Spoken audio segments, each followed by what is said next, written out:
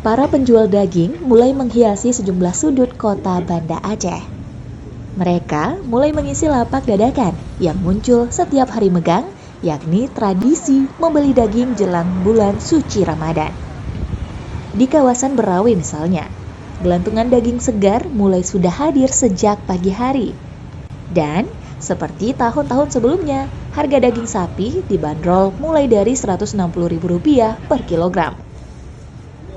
Berkaca di tahun sebelumnya, harganya bisa saja tembus Rp200.000 per kilogram. Nah rekan, jadi sekarang saya sudah bersama dengan Bapak Haji Bid, salah satu penjual daging di Berawe. Langsung aja kita mau tanya-tanya sama Bapak. Boleh. Bapak ini jualannya sejak kapan?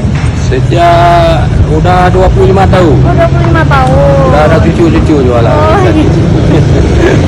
Untuk harga daging sendiri Bapak berapa? Kalau hari suasana megah ini 16, 15 ya. Oh, 16, 15. 15. Untuk kualitas dagingnya Bapak seperti mana? Kualitas daging ini daging lokal. Lagi impor, daging lokal. Boleh buat cek. Tim Aceh Info melaporkan.